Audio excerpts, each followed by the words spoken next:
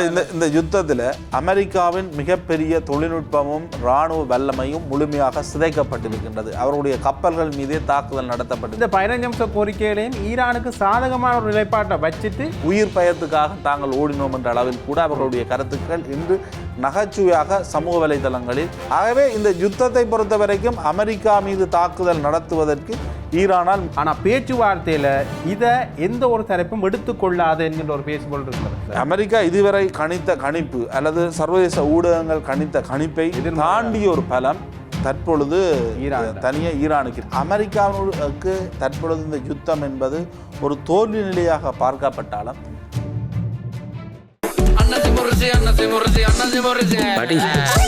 நீ இப்படி உட்காந்துக்கிறது பார்க்குறப்ப கேவலமா இருக்கு.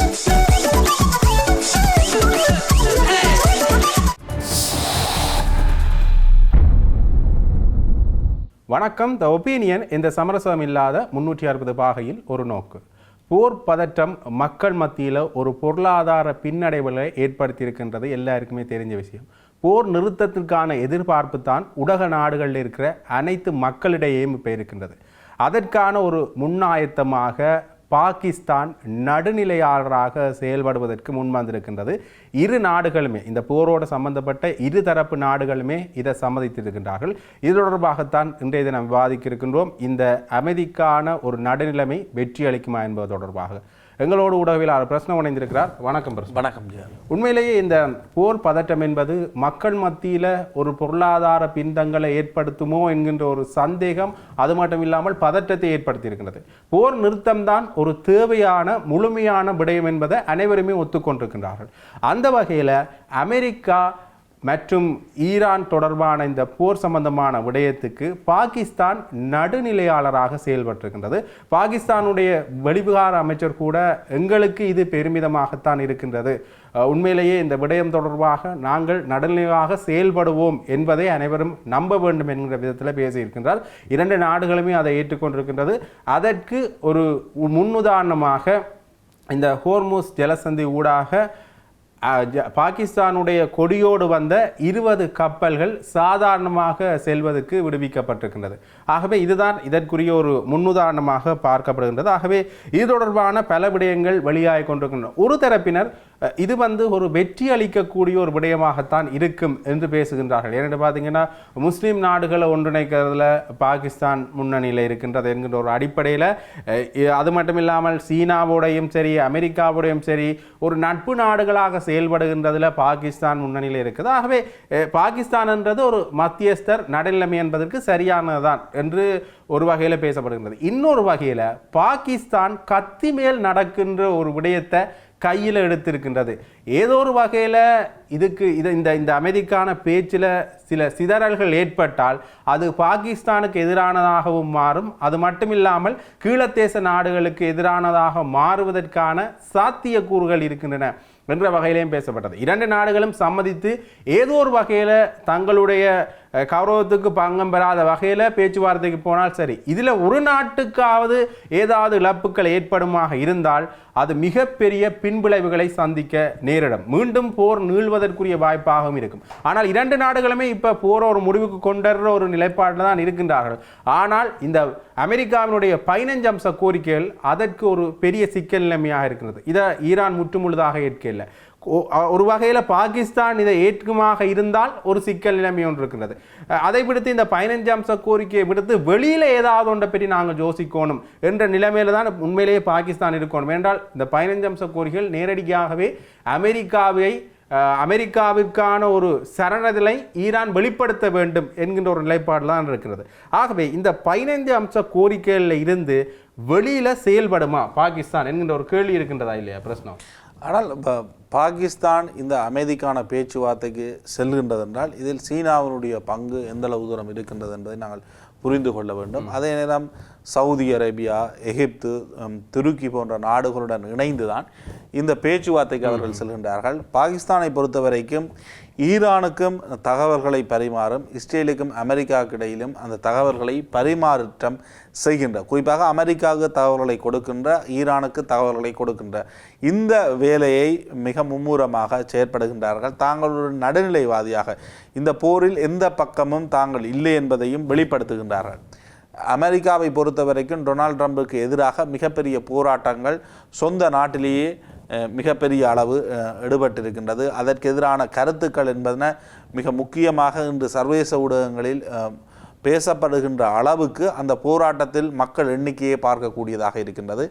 வலிமையான ஆயுதங்களும் தொழில்நுட்பமும் தான் யுத்தத்தின் வெற்றி தோல்வியை தீர்மானிக்கும் என்றிருந்ததிலிருந்து மாறி ஈரானுடைய தந்திரோபாய நகர்வுகள் என்பது வெற்றி அளித்திருக்கின்றது. குறிப்பாக அவர்களுக்கு பல்வேறு உட்கட்டமைப்பு சேதங்கள் ஏற்பட்டிருந்தாலும் அவர்களுக்கு இருக்கின்ற இயற்கையான அமைவிடம் என்பது அந்த முக்கியத்துவத்தை அவர்களுக்கு வழங்குகின்றது. ஹோர்முஸ் நீரிணையை தங்களுடைய கட்டுப்பாட்டுக்குள் வைத்திருப்பதன் ஊடாக அவர்கள் ஒரு பொருளாதார யுத்தமாகவும் நீண்டகால யுத்தமாகவும் இந்த யுத்தத்தை மாற்றுகின்ற பொழுது அமெரிக்காவுக்கும் இஸ்ரேலுக்கும் மிகப்பெரிய ஒரு பொருளாதார இழப்பொன்றை அவர்கள் ஏற்படுத்துவதும் உலக பொருளாதாரத்தில் தாங்கள் தாக்கம் செலுத்துவது என்பதும் இந்த யுத்தத்தில் தங்களுக்கான வலிமையை அதிகரிக்கக்கூடிய ஒன்றாக இருக்கின்றது. இதனூடாக சீனாவாக இருக்கலாம், ரஷ்யாவாக இருக்கலாம், தங்களுடைய பொருளாதாரத்தை இன்னும் மேம்படுத்தப்பட்ட ஒரு நிலைக்கு கொண்டு செல்வதற்கான முயற்சிகளில் அவர்கள் இருக்கின்றார்கள். ஆகவே உலக பொருளாதாரம் பாதிப்படைகின்றது. சர்வதேச சட்டங்கள் எல்லாம் தொடர்ச்சியாக மீறப்படுகின்ற பொழுது அமெரிக்காவுக்கு எதிரான ஒரு பொருளாதார வலிமையினை கடந்து ஒரு மிகப்பெரிய ஒரு அந்தஸ்தை பெற வேண்டிய நிலையில் சீனா இருக்கின்றது. தற்பொழுது இத்தாலி போன்ற நாடுகள் சீனாக்கான அந்த அழைப்பை விடுக்கின்றார்கள். ஆகவே சீனா இதில் நேரடியான ஒரு பங்களிப்பை வழங்காவிட்டாலும் பாகிஸ்தான் ஊடாக அந்த பேச்சுவார்த்தையில் தன்னுடைய ஆதரவு நிலைப்பாட்டை தெரிவித்திருக்கின்றார்கள். அமெரிக்கா மிகப்பெரிய அளவு கூறினாலும் தங்களுடைய இலக்குகளில் தாம் வெற்றி அடைந்து விட்டோம் என்று கூறுகின்றார்கள். ஆகவே ஈரானை பொறுத்த வரைக்கும் தனக்கு மேலிருக்கின்ற பொருளாதார தடைகளை முழுமையாக நீக்குவதுடன் தங்களை ஏற்றுக்கொள்ளுகின்ற ஒரு நிலைமை வருகின்ற பொழுது அவர்கள் முழுமையாக இந்த யுத்தத்திலிருந்து பின்வாங்குவதற்கு அல்லது இந்த யுத்தத்தை இடைநிறுத்தி கொள்வதற்கு அவர்கள் சம்மதிப்பார்கள். ஆகவே பேச்சுவார்த்தைகளில் மிகப்பெரிய அளவு ஒரு இழுபறி இருக்க போவது கிடையாது. ஆனால் ஏதோ ஒரு வகையில் ஏதோ ஒன்று இலக்கத்தான் வேண்டும் இல்லையா? 2 நாளில் ஏதோ ஒன்று தங்களுடைய இந்த யுத்தத்தில் அமெரிக்காவின் மிகப்பெரிய தொழில்நுட்பமும் இராணுவ வல்லமையும் முழுமையாக சிதைக்கப்பட்டிருக்கின்றது. அவருடைய கப்பல்கள் மீதே தாக்குதல் நடத்தப்பட்டிருக்கின்றது. உயிர் பயத்துக்காக தாங்கள் ஓடினோம் என்ற அளவில் கூட அவர்களுடைய கருத்துக்கள் இன்று நகைச்சுவையாக சமூக வலைதளங்களில் பார்க்கக்கூடிய ஒன்றாக இருக்கின்றது. ஈரானை பொறுத்த வரைக்கும் உச்ச தலைவர்கள் உட்பட முக்கியமான தலைவர்களை இழந்திருக்கின்றார்கள், உட்கட்டமைப்புகளை இழந்திருக்கின்றார்கள். அவர்கள் யுத்தத்தில் ஒரு அடிவாங்கிய தரப்பாக இருக்கின்றார்கள். ஆகவே இந்த யுத்தத்தை பொறுத்த வரைக்கும் அமெரிக்கா மீது தாக்குதல் நடத்துவதற்கு ஈரானால் முடியவில்லை. அவ்வாறான ஒரு தாக்குதலை நடத்தவில்லை. இஸ்ரேலுடன் யுத்தம் இடம்பெறுகின்றது. 2 பக்கமும் அழிவுகள் இருக்கின்றது. இதனை அவர்கள் ஏற்றுக்கொள்வதுடன் மீண்டும் ஒரு யுத்தம் நடக்காமல் விடுவதற்கு இவ்வாறான வழிகள் என்பதை நோக்கியவும் அடுத்த உலக நாடுகளுக்கு இந்த ஹோர்முஸ் நீரிணையூடாக ஏற்படுகின்ற பாதிப்பை இல்லாமல் செய்வதும் தான் மிக முக்கியமாக பேசப்பட போகின்றது. ஆகவே அவர்கள் தங்களுக்கு ஏற்றால்வார் தங்களுடைய வெற்றிகளை அறிவித்துக் கொள்வார்கள். ஈரான் மக்கள் பேச்சுவார்த்தைக்கு செல்லக்கூடாது, நாங்கள் யுத்தத்தின் ஊடாக ஒரு வலிமையை நிரூபிக்க வேண்டும் என்ற அடிப்படையில் சின்ன போராட்டங்களை பார்க்கக்கூடியதாக இருக்கின்றது. ஆனால் அமெரிக்காவை பொறுத்த வரைக்கும் தேவையற்ற யுத்தத்துக்கு ஏனப்பா போனீங்க, எங்களுடைய நாட்டு வரி பணத்தை நீங்கள் தேவையில்லாமல் செலவு செய்கிறீங்கள் என்ற நிலைமை அங்கே ஏற்பட்டிருக்கு. அப்போ 2 நாட்டிலையும் மக்கள் ஈரானுடன் தான் நிற்கின்றார்கள். ஆனால் அமெரிக்காவினுடைய நிலைமை வேறு. ஆக உலக பொருளாதாரத்தில் மிகப்பெரிய ஒரு நிலைமை ஏற்பட்டிருக்கின்றது. நாடு ஊரடங்கு சட்டம் போடுகின்றது சில நாடுகள். ஆகவே ஏதோ ஒரு வகையில் இதனை சமாளிக்க வேண்டும். ஈரானுக்கான அந்த முக்கியத்துவத்தினை ஈரான் தொடர்ந்து பேண விரும்புகின்றது. முதலிருந்த தடைகளையும் இதனூடாக அவர்கள் விட்டு கொடுத்து, அதாவது அமெரிக்கா தடைகள் கொஞ்சம் இறங்கி வருகின்றதோ என்கின்ற ஒரு நிலையிலையும் பேசப்படுகின்றது. அமெரிக்கா இதுவரை கணித்த கணிப்பு அல்லது சர்வதேச ஊடகங்கள் கணித்த கணிப்பை தாண்டிய ஒரு பலம் தற்பொழுது தனியாக ஈரானுக்கு இருக்கின்றது. இது தனியாக பாதுகாப்பு சார்ந்த பிரச்சனை மட்டுமல்ல, இது ஒரு பொருளாதாரம் சார்ந்த பிரச்சனை என்பதை ஈரான் நிரூபித்திருக்கின்றது. ஈரானுடைய நகர்வுகள் என்பது ஒரு நீண்டகால யுத்தமாக மட்டுமில்லாமல் இதனை பொருளாதார பிரச்சனையாகவும் தொடர்ந்து கையாள்வது என்பது.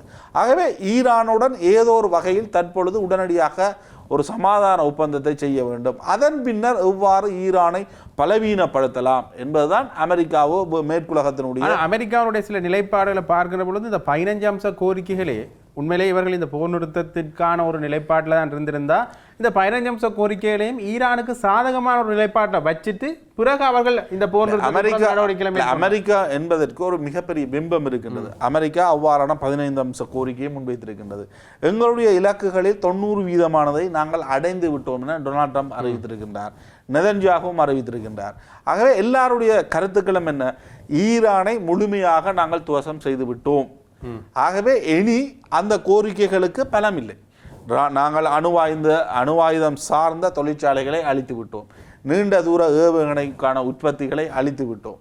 ஆகவே இனி என்ன இருக்கின்றது, அந்த கோரிக்கைகளை அணுவாயுதம் செய்யக்கூடிய தொழிற்சாலைகள் இல்லை என்றால் அந்த கோரிக்கையை வைக்க வேண்டிய அவசியம் கிடையாது. ஆகவே அவர்களுக்கு தேவையானது என்ன, இனி நாங்கள் அணுவாயுத உற்பத்தியில் ஈடுபட மாட்டோம் என ஈரான் சொல்ல வேண்டும்.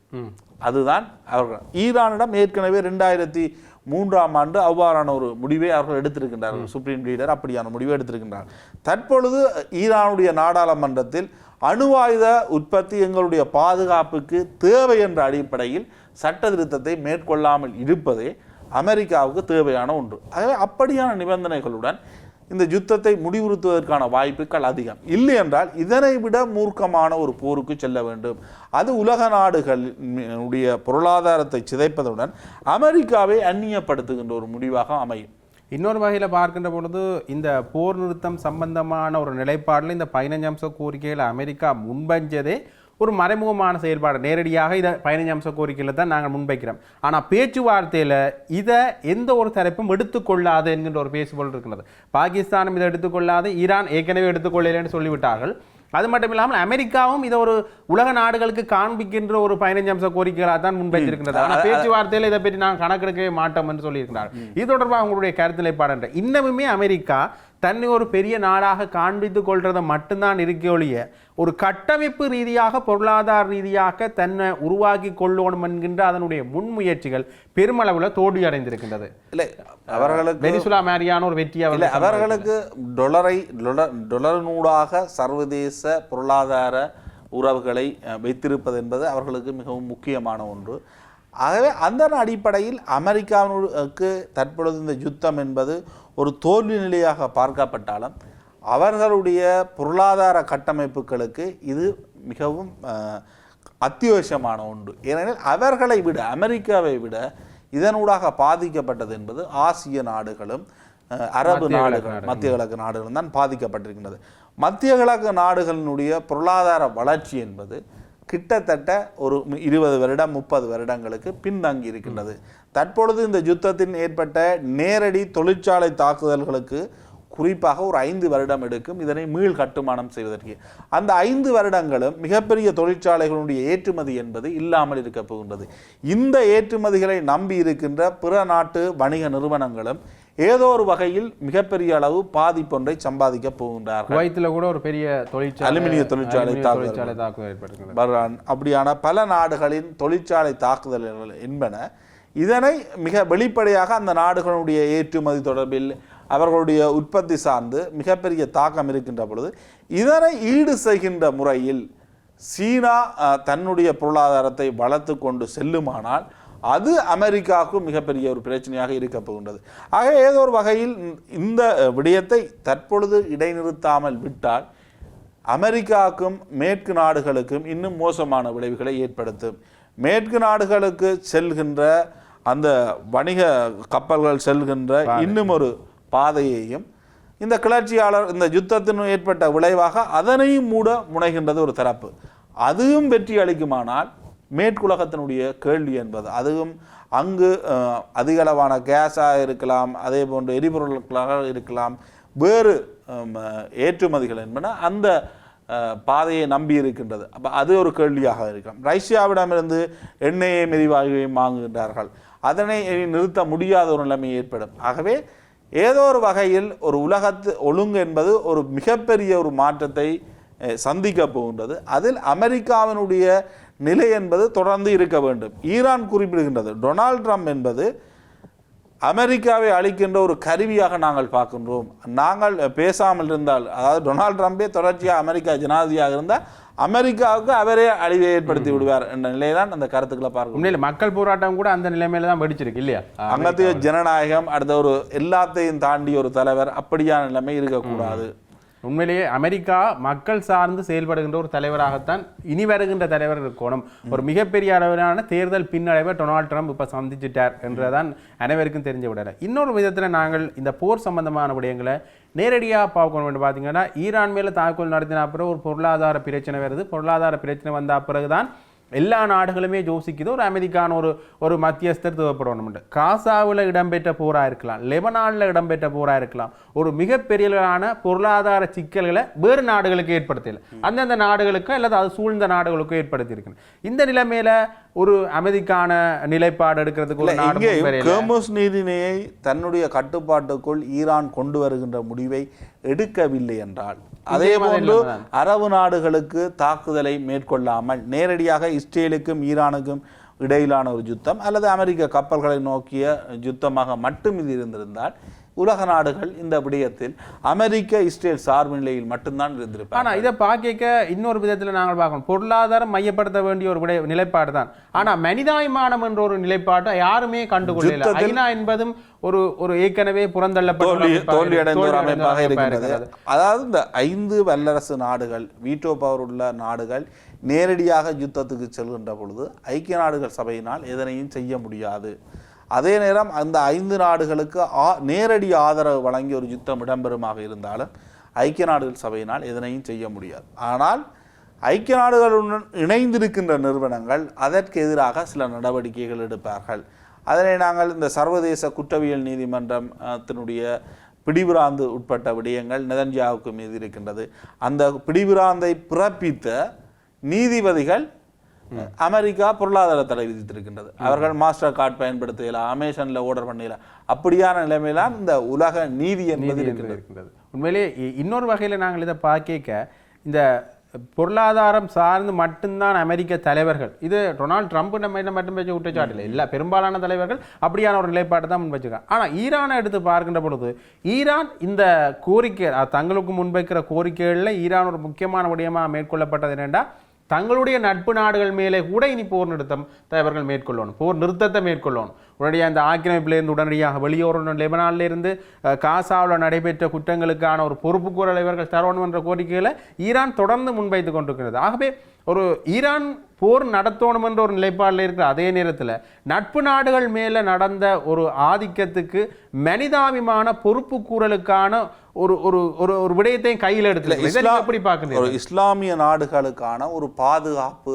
அரணாகவும் தான் ஒரு முதன்மையான பாதுகாவலனாகவும் தன்னுடைய நம்பிக்கை என்பது, அதாவது ஈரான் மீது நம்பிக்கை வைத்த தரப்பினரினுடைய நம்பிக்கையை தொடர்ந்து கொண்டு செல்கின்ற ஒரு தரப்பாக இருக்க போகின்றார்கள். தங்களுடைய முதன்மை என்பது அமெரிக்கா நேரடியாக இந்த யுத்தத்தில் ஈடுபட்டதன் மூலம் அரபு நாடுகளை தாண்டிய ஒரு வல்லரசாக தன்னை நிலைநிறுத்த அவர்கள் முனைகின்றார்கள். இந்த ஹோர்முஸ் நீரிணையை மூடுகின்ற பொழுது உடனடியாக நேட்டோ நாடுகள் என அனைத்து நாடுகளும் இணைந்து ஈரான் மீது ஒரு தாக்குதலை மேற்கொண்டிருந்தால் நிலைமை சில வேளைகளில் மாறியிருக்கலாம். ஆனால் ஏதோ ஒரு காரணம் அமெரிக்கா தனித்து விடப்பட்ட நிலைமை என்பது இந்த நிலைமைக்கு மாற்றி இருக்கின்றது. ஏனெனில் தொடர்ச்சியான யுத்தங்களின் மூலம் அல்லது அந்த யுத்தத்தினை மேற்குலக நாடுகள் விரும்பவில்லை, அந்த நாட்டு மக்கள் விரும்பவில்லை என்பது இதனூடாக தெரியக்கூடிய ஒன்றாக. ஒரு மக்கள் என்பதுதான் அரசாங்கம் என்ற ஒரு நிலைப்பாடு எடுத்துக்கொண்ட, அரசு என்றது மக்கள் என்ற ஒரு நிலைப்பாடு எடுத்துக்கொண்டா கிட்டத்தட்ட ஈரான் எடுக்கிற சில மனிதாபிமான நடவடிக்கைகள், உண்மையிலேயே போர் என்பதே ஒரு மனிதாபிமானமற்ற ஒரு செயல்பாடு தான், அது ஒரு பக்கம் இருந்தாலும் கூட ஈரான் சில வகைகளில் இந்த மனிதாபிமான செயல்பாடுகளை மேற்கொள்றதால மக்கள் ஆதரவு கொஞ்சம் ஈரானுக்கு எதிரான யுத்தம் அல்லது இஸ்லாமிய நாடுகளில் அமெரிக்கா, இஸ்ரேல் போன்ற நாடுகள் மேற்கொள்ளுகின்ற மனித குலத்துக்கு எதிரான மனிதாபிமானமற்ற நடவடிக்கைகள் என்பது ஒரு தரப்பாக பார்க்கப்படுகின்றது. அதே நேரம் ஈரானுக்குள்ளும் மனிதாபிமானம் என்பது ஒரு கேள்விக்குறியான விடயமாக பார்க்கப்படுகின்றது. அது கிட்டத்தட்ட இந்த உலக ஒழுங்கில் நாகரிகம் ரீதியிலான ஒரு மாற்றம் அதில் மிக முதன்மையான ஒன்றாக பார்க்கப்படுகிறது. என்னுடைய அடுத்த விடயமும் அதான் இருந்தது. ஏனெனில் ஈரானுக்குள் இதுவரை படுகொலை செய்யப்பட்டவர்களுடைய எண்ணிக்கை என்பது மிக அதிகம். அங்கு இருக்கின்ற கலாச்சார நடைமுறைகள் என்பன வித்தியாசம், தண்டனைகள் வித்தியாசம். ஆனால் அது மேற்குலகத்தை பொறுத்த வரைக்கும் மேற்குலக நாகரிகத்துடன் அது ஒத்து போகின்றதா என்றால் இல்லை. ஆனால் ஈரான் தன்னுடைய நாட்டுக்காக அந்த சட்டத்தையும் தன்னுடைய கலாச்சாரத்தையும் பேணுவதற்குரிய முழு உரிமைகளும் உண்டு அவர்களுக்கு. அவர்களுடைய மதம், அவர்களுடைய ஆட்சி, அவர்களுடைய நாட்டுக்கான மரபுகளை அவர்கள் பேணுவது என்பது ஒரு ஏற்புடையது அல்ல என்று கூற முடியாது அல்லவா? அதான் உண்மையிலே அதை ஏற்புடையது அல்ல என்று கூற முடியாது. ஆனால் சர்வதேச சட்டங்கள், பெண்களுக்கான உரிமைகள் என்று வருகின்ற பொழுதுதான் அந்த நாடுகள் ஒரு தனித்து பார்க்கப்படுவதற்கான முக்கிய காரணம். அதற்காக அந்த நாடு ஒரு சட்டத்தை இயற்றி அந்த சட்டத்தின் ஊடாகத்தான் அந்த நாடு இயங்குகின்றது, பின்பற்றுகின்றது. அதனை பிழை என்று சொல்லுகின்ற தரப்புகள் அதனை விட கொடூரமாக செயற்படுவது. காசாவில யுத்தம் இடம்பெற்றதிலிருந்து அங்க நேரடியாக பாடசாலைகள், மருத்துவமனைகள், அங்கு செல்வதற்கான உணவுகள் உட்பட அனைத்தையும் இஸ்ரேல் கட்டுப்படுத்தியது, தடை செய்தது, முழு மரபுகளையும் மீறியது. அது அமெரிக்காவுடன் இணைந்தது என்பதனால் அது காப்பாற்றப்பட்டது. எனினும் சர்வதேச குற்றவியல் நீதிமன்றம் அதனை ஒரு குற்றமாகத்தான் பார்க்கின்றது. ஈரானுக்குள் இடம்பெறுகின்ற விடயங்களை தன்னுடைய ஒரு இறைமையாக பார்க்கின்றது. அது தன்னுடைய நாட்டு உள் விவகாரமாக பார்க்கின்றது. இதே விடயம் அமெரிக்காவிலேயும் இடம்பெறலாம், இஸ்ரேலிலும் இடம்பெறலாம். இஸ்ரேலினுடைய சட்டங்கள் கூட சர்வதேச சட்டங்களுக்கு ஏற்புடையதான கேள்விகள், அவர்களுடைய இந்த யுத்த கால அறிவிப்புகள் என்பது மிக மோசகரமான ஒரு நாடு. சட்டங்களை இஸ்ரேலும் பின்பற்றது இல்லையா? இஸ்ரேலும் அவ்வாறான நிலைமைகள் இருக்கின்றன. உலகத்தின் எல்லா நாடுகளிடமும் அவ்வாறான நிலைமைகள் இருக்கின்றது. ஆனால் அது ஒரு நாகரிக ரீதியில் வித்தியாசமான ஒரு போக்கு இருப்பது. ஒரு ஆள் ஏற்றுக்கொண்டா அந்த நாகரிகத்தை நாங்களும் ஏற்றுக்கொள்ளணும் என்ற ஒரு நிலைப்பாடுலாம் பயணிக்கணும் இல்லையா? உண்மையிலே அமெரிக்கா ஏற்றுக்கொண்ட நாகரிகத்தை தான் எல்லா நாடுகளும் ஏற்றுக்கொள்ள. மேற்குலகம் விரும்புகின்ற சுதந்திரம் என்பதும் எவ்வாறான ஒன்றாக இருக்கு. தங்களுக்கு ஏற்புடைய ஒன்றை தான் அவர்கள் சுதந்திரம், ஜனநாயகம் என்றும் அவர்கள் அதை தான் கூறுகின்றார்கள்.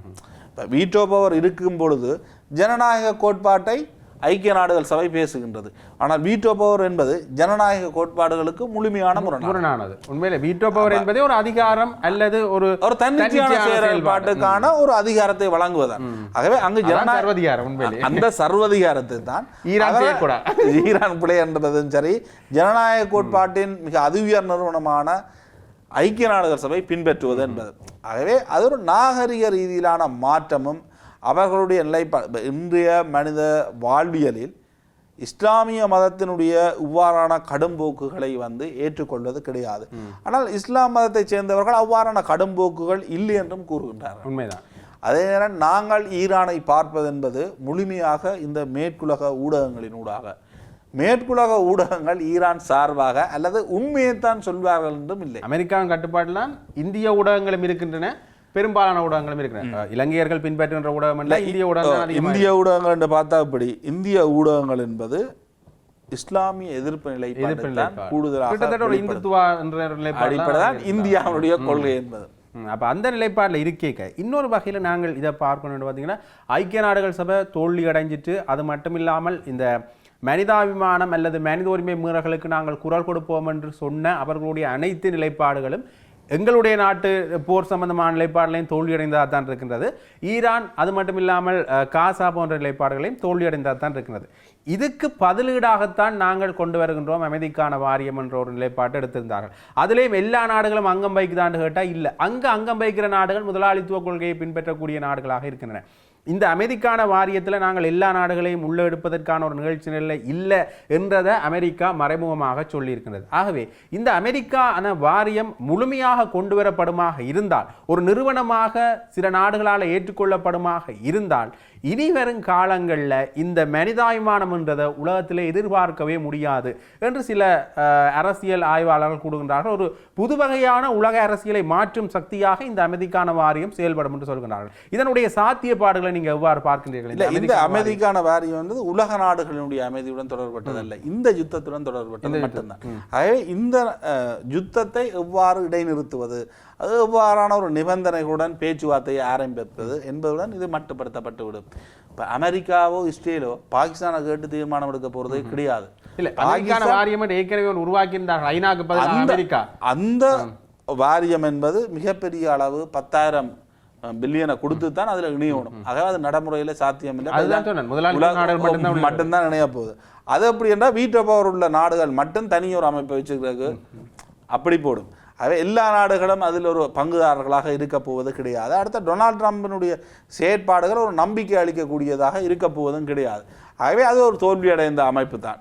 அந்த அமைப்பு ஒரு வெற்றி அளிக்க போகிற அந்த அமைப்பை தான் நான் பெரிய அளவில் கொண்டு வர போகின்றேன் என்ற அளவில் டொனால்ட் ட்ரம்ப் தொடர்ந்து தன்னுடைய ஆட்சியை தக்க வைப்பது என்பது மிகப்பெரிய ஒரு கேள்விக்குறியாக மாறி இருக்கின்றது. கமேனியிடமிருந்து ஆட்சியை மாற்றுகின்றேன் என்று வெளுக்கிட்ட நெதன்யாகுவா இருக்கலாம் அல்லது டொனால்ட் ட்ரம்பாக இருக்கலாம். தங்களுடைய நாட்டில் தங்களுடைய ஆட்சியை தக்க வைக்க முடியுமா என்ற கேள்வி ஏற்படுகின்றது.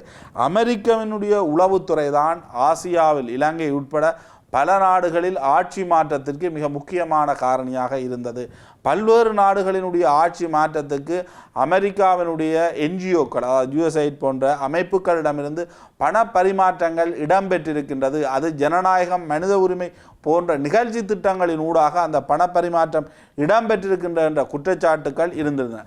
தற்பொழுது அவ்வாறான ஒரு மக்கள் புரட்சி காரணமான ஒரு ஆட்சி மாற்றத்தை நோக்கி இஸ்ரேலிலும் அவ்வாறு இருக்கின்றது, அமெரிக்காவிலும் இருக்கின்றது. இதுதான் நிலைமைகள். நீங்க சொல்ற மாதிரி தான் இந்த நாட்டில் தேர்தல் வந்தாலும் தேர்தல் முடிவுகள் என்று வருகின்ற பொழுது அடிபடுற பேர் அமெரிக்காவை தான் இருக்கும் இல்லையா? ஆக இப்படியான ஒரு சூழ்நிலையில மனிதாபிமானம்ன்றது ஒரு கேள்விக்குறியாக இருக்கின்றது.